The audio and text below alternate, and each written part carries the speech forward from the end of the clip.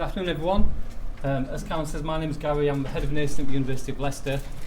Used to work at Sheffield Hallam, so you might have initially seen that I worked at Hallam on some of the paperwork. And obviously, no Jim, used to work with Jim.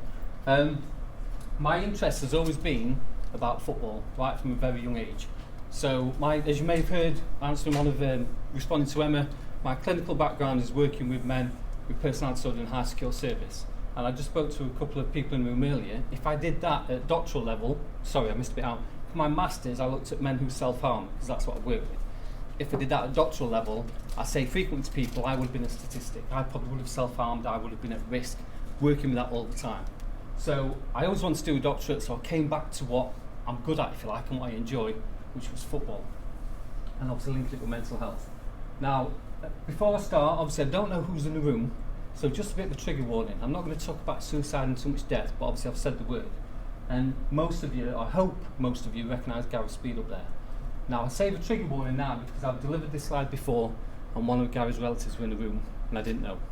So obviously I don't know who knows who and what your experiences are and what your knowledge of football is. So just a quick one, and you can shout these out if you know them.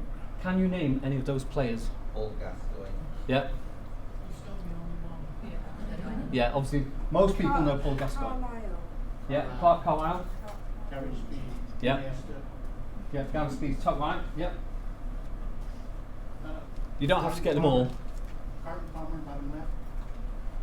No, it's Marvin Sordell, not Carlton Palmer. So, I'll go this way round. We've got Marvin Sordell, played in the Premier League. Paul Gascoigne. Danny Rose, played for England and during the World Cup spoke out about his experiences with depression. On the middle right, Kevin Ellison. So in this kind of area, he played for lots of clubs, Morecambe and places like that. He has recently spoken out about his mental health. Clarke Carlisle in the middle. He used to be the Professional Football Association's chairman, widely known as one of the most intelligent footballers going, which kind of breaks some of the stereotypes. Martin Wycorn at Derby, Gary Speed top right, Alan Lennon at the top there when he was at Everton, now at Burnley. You may have seen in the media a couple of years ago he was sectioned. And so it made like national headlines. And Robert Enke top left. Now I've left Robert Enke purposely to the last because he and Gary Speed are the inspiration for this project. Because particularly, some of you may, I won't talk about Gary Speed, so hopefully people have heard of Gary Speed. But Robert Enke was a top level German goalkeeper, played for the German national team, played for Barcelona, played for Benfica. Externally looking at him, he's got what I would kind of aspire to. He's got a footballing career, he's got the finances, he's got the happy family. He was married with a young daughter. Unfortunately, his young daughter was born, I believe, with a heart defect. He struggled with depression all of his life. He then played for the first team for Barcelona. On his debut for Barcelona, they played in a cup match and they were beaten, and he was blamed, so he felt all that pressure. Outside of football, he had this trauma in his own life, and his young daughter died at a very young age. I've got loads of kids, so as a father, I cannot understand how I would cope with that. Obviously, he struggled to cope with that to a point where, ultimately, he stepped in front of a speeding train and took his own life. So the key thing with this whole project, the fundamental aspect is, these are footballers, and my project is about footballers, but football is their job. They are men. They are prone to the same issues, mental health issues, life experiences that we all may be. Because life gets in the way sometimes. They just happen to play football. So let's start with this, because obviously these, if you know about football, these are kind of big names in the football world. But what you don't see is the people at the lower levels, if you like, academy players. So these 5 people on here, can anybody name anybody in the slide? I don't expect anybody to do that. It'd be a bonus if you did. So these are young players who, as you can guess, all took their own life at a very young age. So you've got a guy, Jeremy Whiston, in Manchester City shirt, I think he was 16, academy player. And what happens this time of year, they're told they're not wanted. So, and we're just kind of kicked out without any kind of warning, and we struggle to cope with that. Zoe Tynan played for Everton.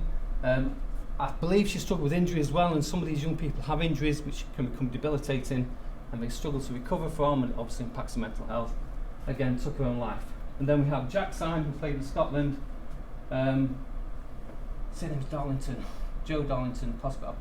You have to forgive me, I forgot his first name, but again, young lad on the precipice of playing for Wales, but again, broke his leg, had a trial for Manchester United, got injured, which wrecked his dream of playing for Manchester United. And Chris Mitchell, I purposely left till the end. There's a link with Chris Mitchell and Robert Enke. Again, he stepped in front of the speeding train and took his life. Had some really bad injuries, really promising playing in Scotland. Had some really bad injuries, lots of surgeries, struggled to recover, and there's now a Chris Mitchell Foundation set by his family, which have improved mental health first aid within Scottish football clubs, from players to staff to everybody in between. So we've done some really good stuff. So this kind of, again, I won't be as fast as Jim, but I am conscious of time, I will flick through some stuff, which is why I'm pleased that the slides will be circulated afterwards. So essentially I won't read through all this, but essentially what led me to this project, when I looked into it, there's lots of information about academy players.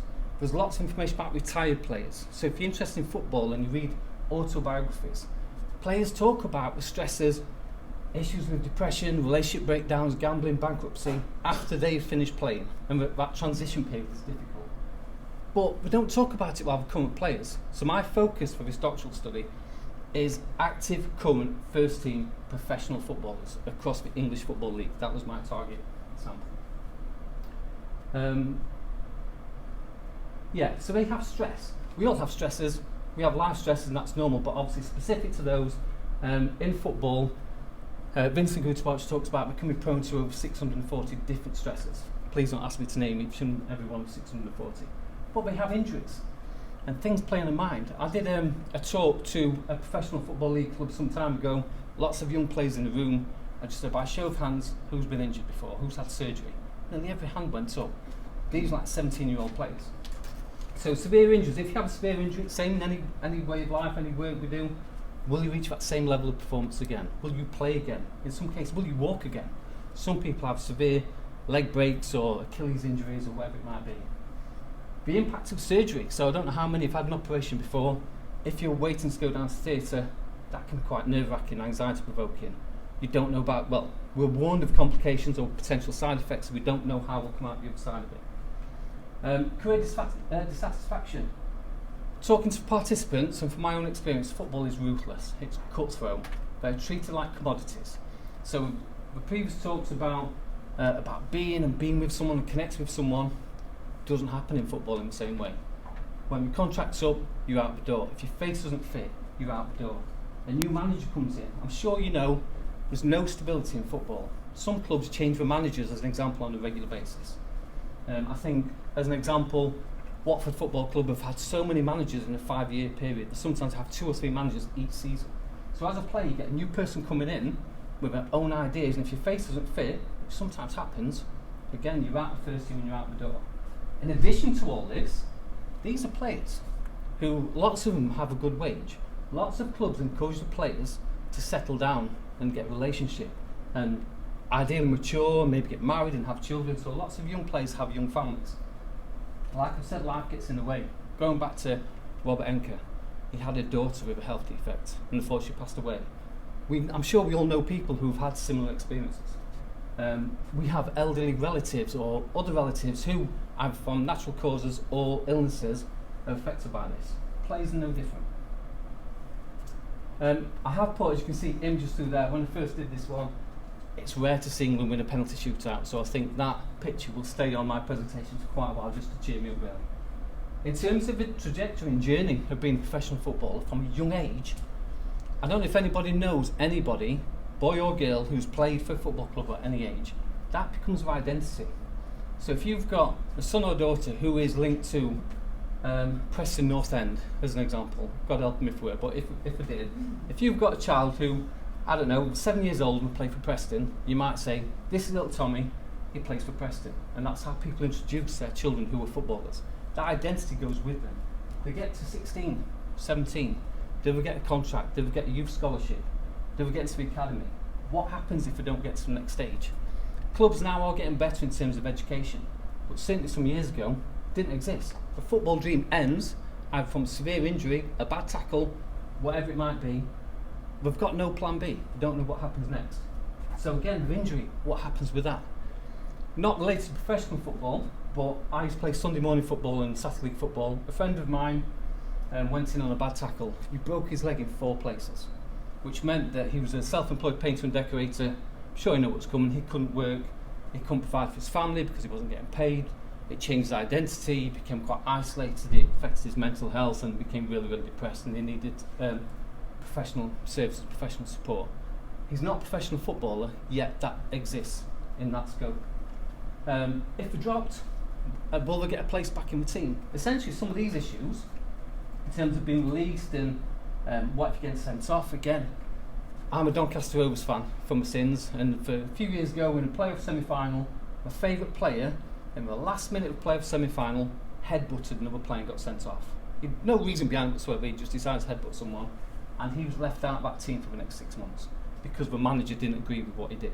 And we were losing every game, and then the manager had to do something different, brought that player back in, and we suddenly went on promotion for him. But there's lots of things with this. The key thing is contracts. So depending on what your job is, you might have an open-ended contract or fixed-term contract. In football, this time of year, or from January onwards, they're playing for the contract. If they get injured, if they get dropped, if they've got life events and we're not playing, we're not going to get a contract. And obviously I'm not talking about Premier League players at Manchester United and Manchester City who are on long-term deals. If you're looking at the Championship and lower down, short-term contracts can clearly help people. And change, again, you'll know people who are affected by change. There's lots of turbulence, lots of change and anxiety in football. I'll just kind of skip past this one, but it affects them. A quick point on the retain list.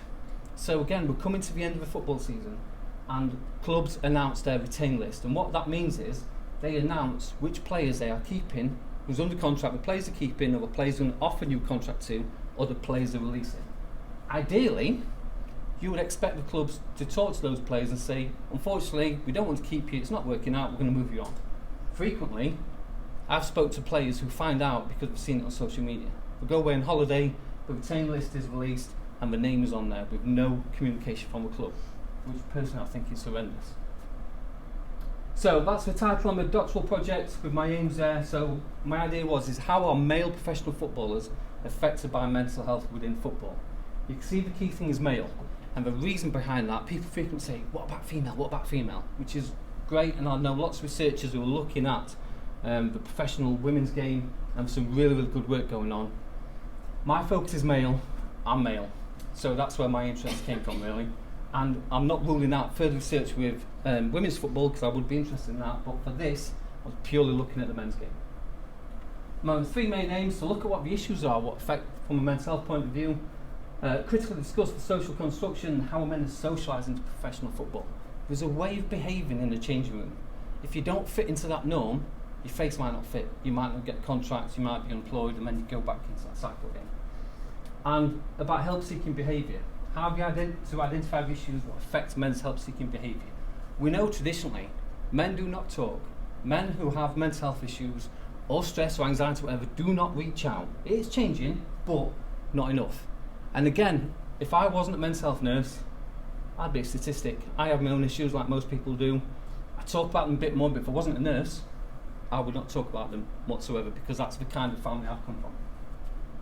So in terms of methodology, obviously it's qualitative. Perfectly put Johan Cruyff up there because he's a thinker. He was a footballing thinker and changed football for the better, which is why I have tried to make the link there. And like he says here, football is a game you play with your brain. Life is a game that you play with your brain. So my interpretive approach, basically this fits with how I've operated as a mental health nurse. So how I've kind of interviewed some of the participants would be the same way I've connected with some patients I've worked with. And the key thing I've put this together with is the silencers framework. So I don't know if you've heard of Professor Laura Serrant for her PhD, where she looked at black Caribbean men in terms of their sexual health. She developed the silencers framework, which was core to underpinning this. And there's lots of research starting to be published, and certainly from Laura out there in the literature, so we can look at it in more detail. Essentially, that's a framework, but essentially it's for marginalised groups, for voices that aren't heard, people suffering in silence. So this framework is to try to enable us to hear those silences and hear those voices. That's put it together in a bit more of a cycle, which will make a bit more sense. Essentially, I do a review. I've interviewed 18 current first team players. Yeah, there we go. So 18 current at the time. Some have now retired since I've interviewed them. I did 3 pilot interviews to start with, and then focus on these first team players. Again, with a pandemic and geographical location, face-to-face would have been perfect, and I did some of that. But then, to pin them down, which is hard work, football is a closed shop, so getting to them is hard work. So we did some by Skype, some by Zoom, some by telephone, recorded them all, transcribed them all. Interestingly for me, the participants have played at all levels of the English game, but at the time they weren't currently playing for a Premier League club. So the Premier League teams are really, really protected. Some of the guys interviewed have played at international level, they've played at the European Championships, one played at the Olympic Games, so they've played all over the place. So the idea with the Sciences framework, as part of my analysis, so I interview the players and I produce the initial findings summary. So with all, I try and piece together what we're talking about, try and put it into some kind of sense, send it back to the participants and give them the opportunity to respond. Out of 18 players, 10 players came back to me, which I thought was great because it's hard work getting hold of them. And that becomes what we call the draft 1 findings. This is in the Sciences framework. And then we talk about the collective voices. So what the collective voices are user voices. So these participants talked about everybody within football who helped them, which you'll see in the slide at the moment. So I try to identify these external people who have been their support network to then send them these draft 1 findings to ask them, do you recognise these stories? Do these stories resonate with you in your experience of people within football? Which are then produced from a draft 2 findings, so based on my findings, and then I've used Braun and Clarke's thematic analysis to piece it all together. In terms of collective voices, they're a list of the people. So we've talked about help from managers and coaches, and physiotherapists. Going back to injury, as they're rehabilitated and start to recover from injury to come back to the group, there's no mental health support, but work with a physio in the gym, and the physio happens to be the person they maybe start to offload to, maybe start to talk about the issues. So we've got a couple of physios in there, a couple of psychologists, a counsellor who's worked with the PFA in professional football, a club chaplain at a Premier League club, and then also, we talked about social networks, we talked about family members, and the importance of the female family members. So I spoke to a mother of a former championship player and a wife of a current League 2 footballer. So they basically looked at my findings and gave me some feedback to say, yes, this makes sense, yes, we can support this, or in some cases added a bit extra. So then the key themes, got 5 key themes. Social networks, so the importance of a family, that support. Initially they talked about it was a male figure who got them into football, father, grandfather, uncle, somebody like that, and kind of said, there's a ball, off you go, or come with me to watch the football. But in terms of the support and the sacrifices and the nurturing, it came from a female family member. There's a couple of players in particular who spoke about being in a family where it was a single parent and their mum did everything. So their goal is to achieve as much as they can in football, successfully financially, to provide back to their mother or grandmother to repay that favour, if you like. The environment is the next one. So obviously if you're playing for a winning club, everything's great. If you work for a happy organisation, you're probably a happy employee. If you work for a negative one or a toxic one, or a club who's getting relegated, again, I'm a Doncaster Rovers fan, it's been traumatic this season, they've been relegated, they've been awful, there's been issues everywhere, players are talking about issues, fans are really negative, so it's not a nice place to be. Help seeking support, again, what are the enablers, what are the barriers? Why aren't men seeking support? Why can't they talk out about problems? And that's why, because of vulnerabilities. So going back, let's see if I can quickly do it. I forgot to ask this question. What do you notice from that slide? They're all smiling. Yeah, each and every one of them has significant mental health issues. 2 have taken their own life, most have been in the media, most have talked about the challenges they've had. Everyone is smiling, because not just as men, but as people who mask it. So they're laughing, particularly Gas. We all know about Paul Gascoigne, who's frequently in the news, and clearly the wheels have come off over the years. Yet, there's times where we're happy, and it's the same for all of us. So we mask our vulnerabilities, again in the changing room. It links for me with my experience of working with high secure offenders. This idea about, yeah, I'm all right. We ask people, are you all right? Yeah, I'm fine. We mask vulnerabilities. You have these men, this bravado, this masculine behaviour and terminology, which I've seen with offenders, links to football, doing it the same way. And then obviously in terms of mental health, so I've split this into 2 sub-themes. So the impact of self. So some of them are predisposed to mental health issues, happen to have whatever mental health experiences in their life, and then we're going to football. And then some of them are stigmatised and discriminated against. There's a big thing all linked to that about, for example, in the job, whatever job you guys do, if you're feeling a bit anxious, if your mental health's not 100% and you want a mental health day, I'd like to think most of you can probably do that. If you're a footballer, I spoke to one guy, he's a goalkeeper. in a warm-up to a big game, he became really anxious. He's got a long family history of anxiety, he's got a long history himself of anxiety. But he said to me that he couldn't go to his manager and say, my head's not in it, can I be on the bench, can you drop me out, I'm not well. He faked a physical injury. He claimed he'd hurt his hand, so as a goalkeeper, got a hand injury, I can't play. And it's just because he didn't have the courage to say, my head's not right, I'm too anxious for this, I need a bit of a rest, because he knew he would lose his place in the team, and it comes back into contracts and employment and identity and all the things that will follow from it. I'll cut past a couple of these, I'm not sure how many for time. Got total of about, well it's 9 minutes past and you've got till 18 minutes.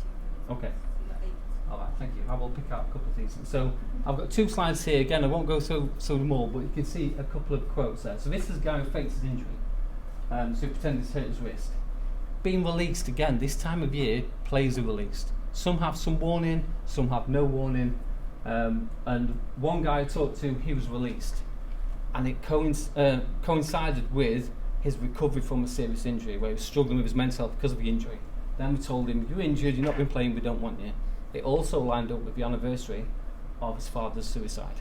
So he had this triple whammy of trauma all at the same time. So clearly that guy was struggling. And he was great, he just never met before, met face to face, and I think my mental health nursing skills worked, just came out with it, which was brilliant. Like I mentioned, football's cutthroat. And a comment here, so this guy at the bottom talks about losing his way. His brother was in hospice care. So his brother, I can't remember exactly the age, so maybe about 30, let's say he's about 30 years old. And his brother was in hospice care. And he's still playing. And he's supporting his brother all the time, as a good brother or a good family member would do. His brother passed away. He carried on playing. And he thought, try and keep some normality in his life. And as a fan, I'm looking back now, because he played for my team, and I hear fans say, oh, he's rubbish, get him off, and what's going on, being really negative. Well, then now, knowing what he was going through, then that makes sense. It's the same for us. I've not got a brother, I've got sisters, but if I had a brother who's in hospice care who passed away, it's going to affect my work performance. Without a shadow of a doubt, I'm going to need some time off, I'm going to need some support. And then in the end, he reached out to a senior player, not a manager, or not to start with. One guy talked about, as we all like to say, it's a strength to be vulnerable. It's okay to be not okay. It's good to reach out, but we need to do that more in football. Masculinity is obvious. Again, in the changing room, there's that big culture of toxic masculinity. One guy here gets stick from his own fans before he even kicks the ball on the pitch. So he's already anxious about playing in the game, pre-match nerves or whatever it might be. Pressure from the club, pressure from family, pressure from everyone. And he's not done anything. His fans are already on his back because the media's negative, the fans are negative, social media ties into that. It's a lot of stress, a lot of pressure. And then the bit about injuries. So this guy's had 13 operations. He was mid-20s and he had a ridiculous amount of operations. So hopefully nobody in the room has had that many. So what I've done now, I've got a few slides with findings, but there'll be no way that I'll rattle through all these because I've got my recommendations at the end. So please do have a look at these afterwards and come back to me with any questions. What I've pointed out in each slide is some things in bold, just to jump things out. So in terms of social networks, obviously it talks about family members, the mother being the central, or maternal figure being central, and the fact that families make big sacrifices. So if anyone in the room has got a young person, or youngling as Jim likes to call them, who have an opportunity at a club somewhere, it's for parents or grandparents or aunties and uncles who drive all over the place, frequently miles. If they've got the opportunity at a professional club and they're training midweek and I don't know how far Manchester is from here, so if you're at Manchester United, you will drive them 2 or 3 times a week to wherever they need to be. You'll make sacrifices for your children. A couple of players talks about ex-partners. So lots of players talked about losing. So losing the match, the result of a match, they would take it home with them. Like we might have. If you had a bad day at work, you might go home, take it out on your loved ones, kick the cat, do all the stereotypical stuff. But as players, some of these guys talk about they lose on the Saturday and it affects them until the Monday or something. So their partners might say, right, we've got plans for Saturday night. Some players have talked about not going to weddings and family weddings because we've had events to go to, we've lost a game on Saturday, we've gone home in a bad mood. We don't want to mix, we don't want to socialise. And it's had a detrimental impact on their relationships. Then obviously we've talked about the positives, sense of well-being, good support networks. Again, that's relevant for all of us, having good support networks. In terms of the environment, I mentioned the dressing room, it can be supportive, like anywhere can, but equally it can be really, really negative. Again, linking it to Doncaster Rovers some years ago, again, depend on your football knowledge, we tried the experiment, that's what it was called, where this agent brought in lots of big name foreign players across from France to put them in the shop window, pay them not very much money, play for a few games and hopefully improve results, and they might get a shop window to go elsewhere. Essentially you had two camps. You had the normal players, if you like, the players who were contracted, who've been there a while, and some of these guys, one in particular, was a very good player. He lived in France, he'd stay in France all week, he'd fly in for the game, play the game, go home again. There was no connectiveness, no therapeuticness, no kind of networking, no team bonding, so the team was fragmented. Ultimately led to relegation and lots of negativity about it. Pressure's higher in the first team, so obviously as you work your way further up, there's more pressure. Get to international level, I'm sure you've seen all the negative media about England over the years. The media very quick to put the boot in, if you like, rather than say, actually, you've done something really, really well. Whether that's a manager, a player, a coach, whatever it might be. Lots of peer pressure, lots of hostility. If you look at it, in terms of peer pressure, if you see players stepping off a coach and when we've got the headphones on, most of them, same headphones, same kind of trainers. There's lots of pressure to conform, to do what viewers do. We've all got tattoos. Most of them have got very similar tattoos. So is it you've got a senior player in the dressing room who looks a particular way, and these young players think, I want to be like him, or I want to be like her. So we dress the same way, same haircut, same tattoos, same Beats headphones. And again, the negativity. So the negativity in the club can restrict the growth and togetherness, which would make sense. Help seeking, it's difficult. Some people don't want to talk to a teammate, but worried about speaking out because of the stigma that might come with it, again, losing the place on the team. Reluctant to approach the manager because obviously the manager calls the shots. He picks a team or she picks a team. Yeah, if they go to them and say, I'm struggling at the moment, I've got stuff going on, there are examples of managers, progressive managers, who will support the players, but there's that fear that the players won't speak out in case they lose that place. And you think about it, if they've been involved in football from 5, 6, 7 years old and that's all they know, they talk about their dream is to play football.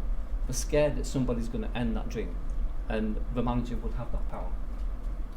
The PFA, so Professional Football Association, this is a mixed bag. They are the service what support or should support players. That's the players' union, and they talk about. If you look at the website, we need a chat later because I can see you shaking your head, so I'm interested.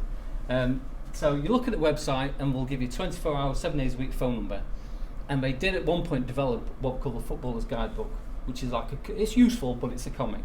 In my opinion, if I was feeling suicidal as a man, as a player, I wouldn't be phoning in a helpline. This is just me. I would not be picking up a phone to talk to somebody I don't know.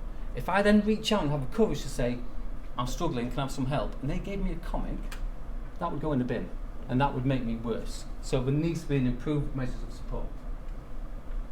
Key thing there at the bottom, the support only seems to be given, or awareness about mental health, when it's a high-profile person. Again, Gary Speed made global news. If Danny Rose spoke about the World Cup, all over the media. The young players I mentioned, you don't see.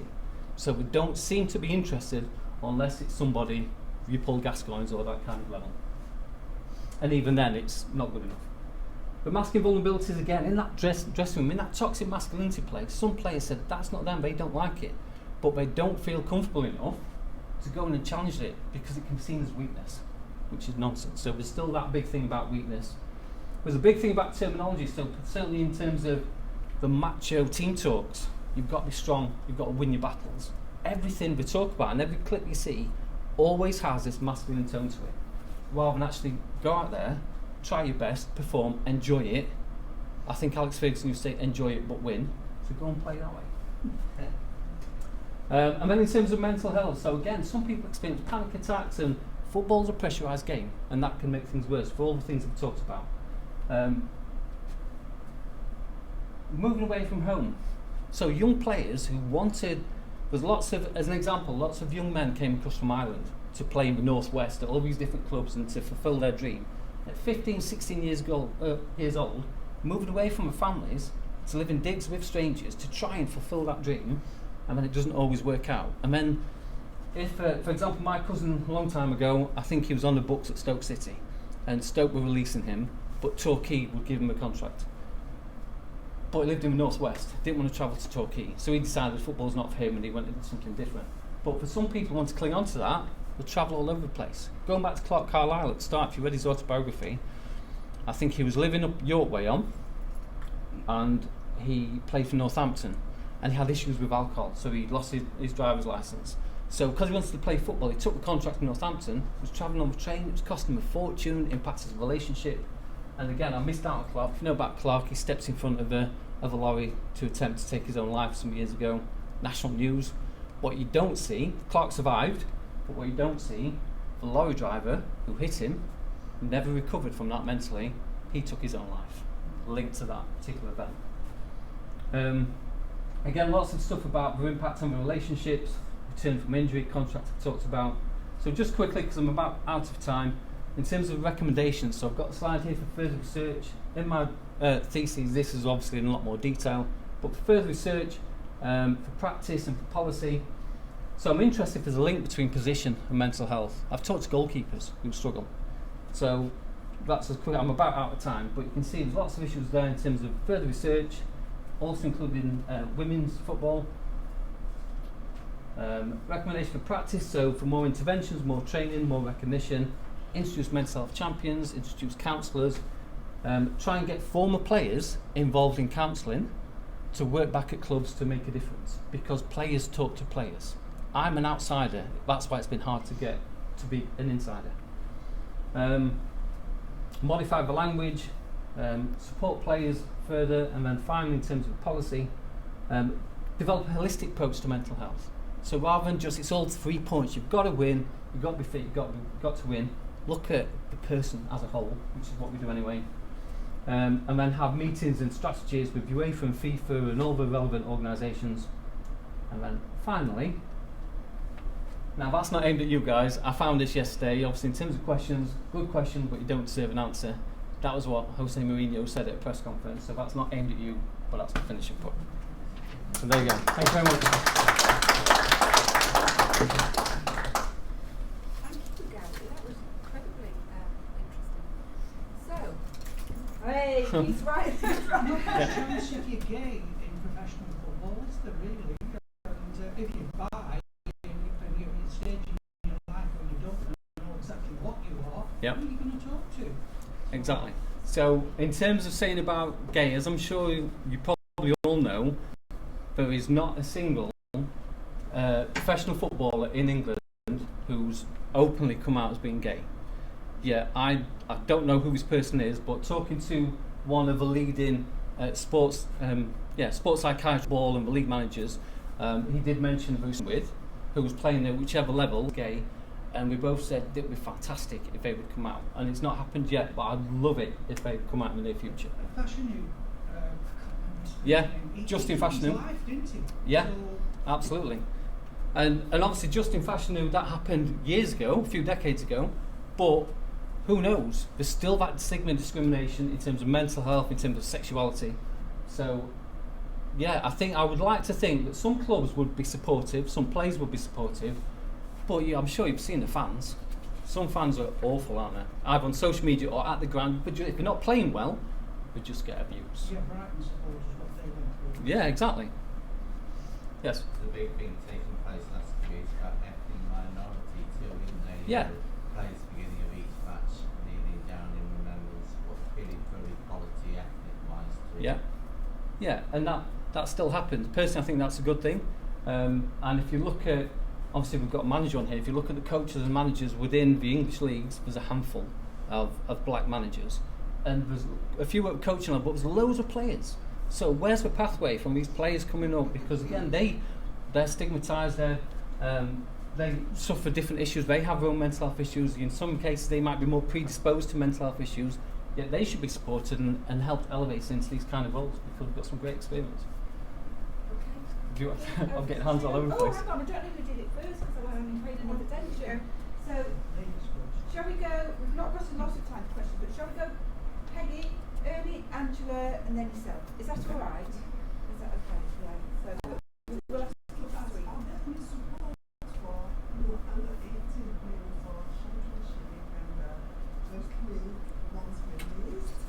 For under 18 players, did you say that? Yeah, so Crystal Palace, as an example, have recently set up an aftercare package for young players who are being released, which is brilliant. But again, it's one club out of 92 in England. So we need more. It's a positive step. I don't know enough about it, but it's still a positive step. But the other thing with young players being released, they have their challenges. But if you talk to the parents as well, the parents are also devastated because of their sacrifice and devastated for their youngling. I'm going to keep using that, for their youngling. But Crystal Palace are leading the way, but we need more support for young players. So obviously I focused on first team players. We need more support at all levels. Young people, current players, going through transition to retirement. We just need to be more of everything really. The PFA have massive resources. Yeah. And these days the pandemic economy. If you look at the money in the top tiers, first two tiers of football, and the PFA and UEFA and all these different governing bodies, the money doesn't filter down to the lower tiers. Nope. What will this research help do that? Can you use that to help that? Yeah, hopefully is the easy answer.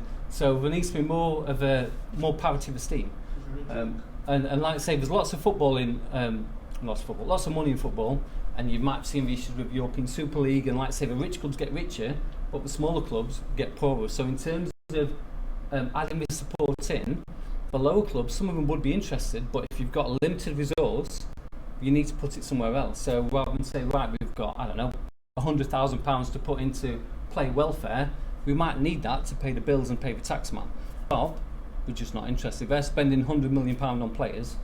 Welfare is not, well, I'm sure we do bits, but we don't do enough. So it's that, the rich clubs just want more money, well that's how it seems. So just putting out to mine very similar. Are they encouraged to have a plan B football? There is more work out there and it's getting better. So some players naturally will have a plan B. There's still lots of players that don't. There is an ex-player who set up a group called LAPS, Life After Professional Sports. I'm not just aimed at football but for elite sport. And I talked to him and he transitioned and developed this company. And he works with clubs for that reason to try and encourage a plan B. So it depends on the mindset of the clubs themselves. Some clubs are really supportive and are open to new ideas, but some clubs are draconian, set in the old ways, and it's about winning. And if you're not going to win or play the game, you're out the door. Yeah, and my question has kind of been answered by Crystal Palace. Okay. But I was wondering if there is a team that has some kind of best practice model that could be used when they get the new players in from abroad, or looking at their ethnicity, how they're going to fit in, and their welfare at the same time.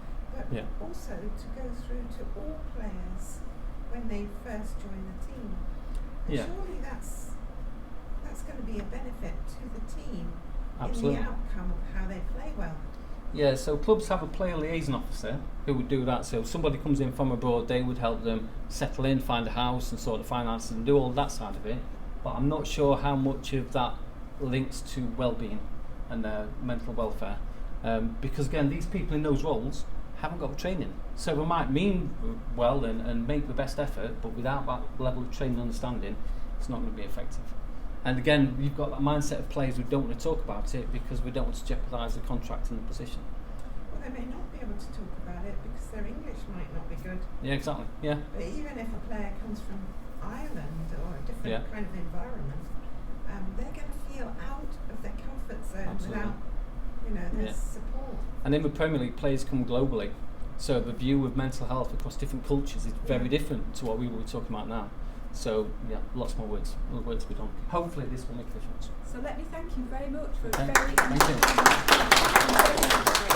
Thank you.